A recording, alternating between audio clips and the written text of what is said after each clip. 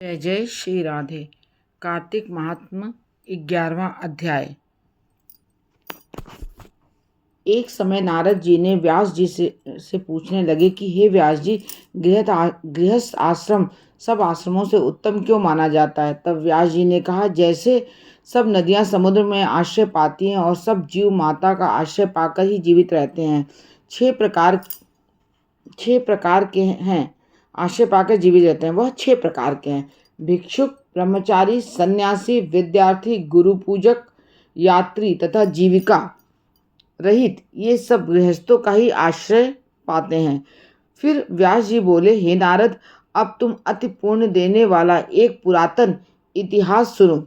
उत्तानपाद राजा का पुत्र उत्तम था, जो बड़ा ही बलवान और मदिरा पीने वाला था। उसने बहुला नाम वाली स्त्री के साथ विवाह किया और राजा रानी दोनों ही अति प्रेम के साथ रहने लगे। एक समय राजा ने वेश्या का नृत्य देखते हुए मदिरा पान कर लिया और रानी को भी मदिरा का पान के लिए कहा, परंतु रानी ने उनका कहना नहीं माना। इस पर राजा क्रोधित होकर अपने अनुचरों को आज्ञा दी कि रानी को किसी निर्जन वन में छोड़ाओ। तत्पश्चात राजा रानी के वियोग में दुखी हो गए और दुख पूर्वक रहने लगे। दूसरा विवाह भी नहीं किया और प्रजा का पुत्र के समान पालन करने लगे। एक दिन एक ब्राह्मण राजा के पास आकर कहने लगा, हे राजन, कोई मेरी स्त्री को अपहरण कर ले गया है। उसके वियोग में मैं अति दुखित हूँ, इसलिए तुम उसे ढूंढ कर लाओ। राजा कहने लगा कि महाराज, मैं नहीं जानता कि आपकी स्त्री कौन, किधर और कहाँ ले गया है, अतः मैं आपकी स्त्री को कैसे ढूंढ कर ला सकता हूँ। ब्राह्मण कहने लगा, राजन, छठा भाग लेकर आप प्रजा के रक्षक हैं। मेरी स्त्री घर में सो रही थी, वहां से उसे कोई हर कर ले गया। अब आपका कर्तव्य है कि आप उसे किसी भी तरह ढूंढ कर लाएं। तब राजा ने कहा कि हे विप्र, मैं तुम्हारी स्त्री को कभी देखा तक नहीं हूँ, वह कैसी स्वभाव की है, किस रूप की है।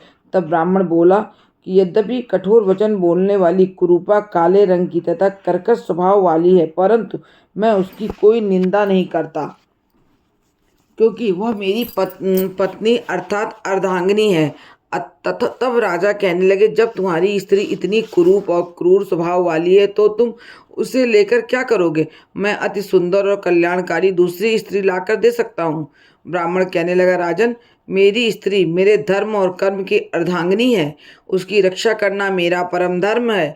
जो अपनी स्त्री की रक्षा नहीं करता, उसके वर्ण शंकर संतान उत्पन्न होती है और उसके पितर नरकवासी होते हैं। जो मनुष्य वेश्यागामी होता है, उसका कल्याण नहीं होता। जो मनुष्य ऋतुकाल के पश्चात अपनी स्त्री से भोग नहीं करता, उसके पितर 1 मास तक उसके रुधिर में रहते हैं। ब्राह्मण के ऐसे वचन सुनकर राजा अपने शस्त्र लेकर रथ पर सवार हुआ और चारों ओर घूम घूम कर उस स्त्री को खोजने लगा। कुछ दूर जाकर उसने एक आश्रम में देखा, जहाँ पर एक महान तेजस्वी ऋषि कुशा के आसन पर विराजमान थे।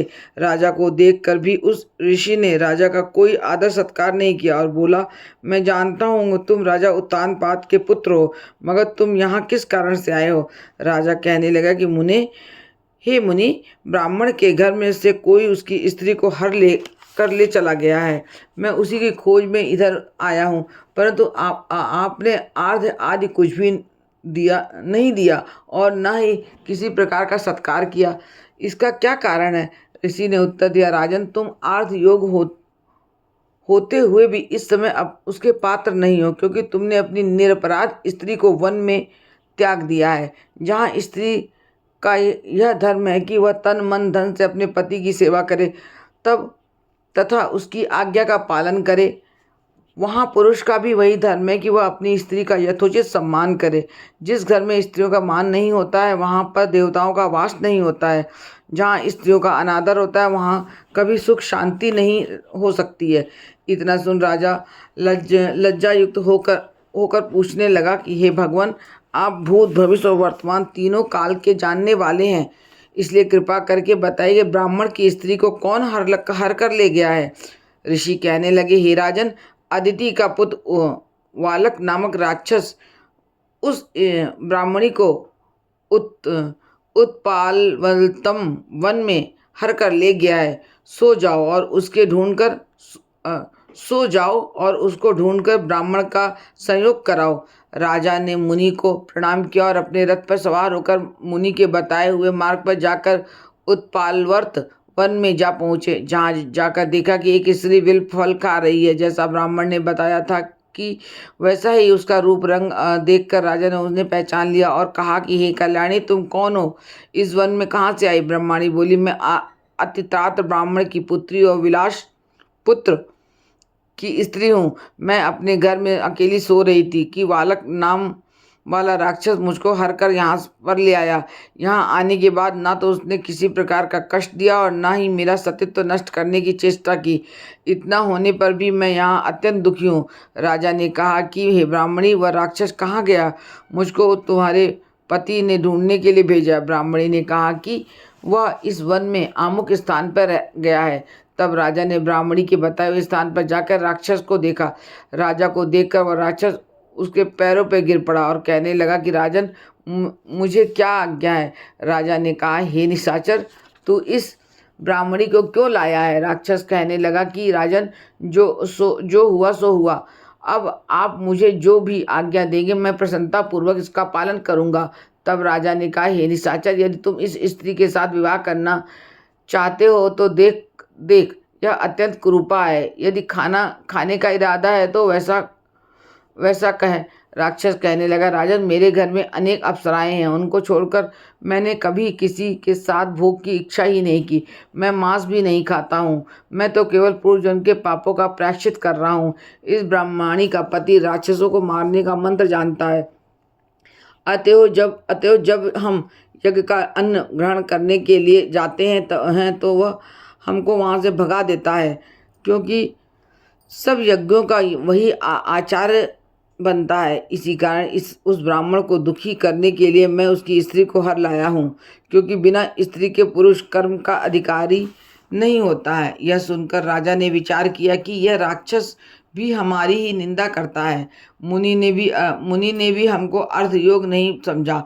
राजा अपने मन में ऐसा विचार ही रहा था कि राक्षस कहने लगा, राजन, मैं आपकी प्रत्येक आज्ञा का पालन करूंगा। इतना कहकर हाथ जोड़कर खड़ा हो गया। राजा ने कहा, हे निशाचर, तुम इस ब्राह्मणी को इसके घर पर छोड़ आओ और जब हम याद करें तब हमारे पास आ जाना। राजा की आज्ञा पाते हुए राक्षस उस ब्राह्मणी को उसके घर पर छोड़ने को चला गया। तब राजा सोचने लगा कि मैंने अपनी निर्दोष स्त्री को घर से निकाल दिया। अब ऐसा कौन सा पूर्ण कर्म करूँ कि जिससे वह पाप दूर हो जाए। और तब राजा पुनः उन्हीं मुनि के पास गया और उनसे अपना कर्तव्य पूछा। मुनि ने कहा, हे राजन, पुरुष के लिए स्त्री धर्म, अर्थ, काम और मोक्ष सभी कुछ देने वाली है। स्त्री के बिना पुरुष को इस लोक तथा परलोक कहीं भी कोई सुख नहीं मिलता है। स्त्री चाहे जैसी हो, खोटे स्वभाव वाली, मूर्ख, कुरूपा को, रोगी, दरिद्र क्यों ना हो, पुरुष को उसका सम्मान करना ही चाहिए। राजा कहने लगा, हे मुनि, मैंने अपनी निर्दोष और पतिव्रता स्त्री को बिना अपराध त्याग दिया। अब मैं क्या करूं? तब मुनि ने कहा, राजन, तुम्हारी स्त्री को शतापात नाम के नाग ने वन में घूमते हुए देखा तो उसको पाताल लोक ले गया है। उस नाग की नंदा नाम वाली एक कन्या है। उसने अपने घर में उसको छिपा कर रखा है।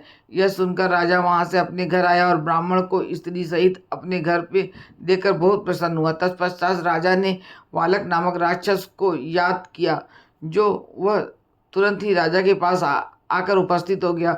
बालक को देखकर राजा ने उसे पाताल लोक में अपनी स्त्री को लाने के लिए आदेश दिया। उसके बाद वह राक्षस पाताल लोक गया और वहां से राजा की स्त्री लाकर उनको सौंप दी। तत्पश्चात राजा रानी बड़े प्रेम से रहने लगे। नारद जी कहते हैं कि हे राजा पृथु, हमने तुमको गृहस्थ आश्रम महात्म्य का अति विस्तार सहित सुनाया है। अब और क्या सुनने की इच्छा है सो कहो। इस प्रकार कार्तिक महात्म्य का 11वां अध्याय समाप्त हुआ। जय जय श्री राधे।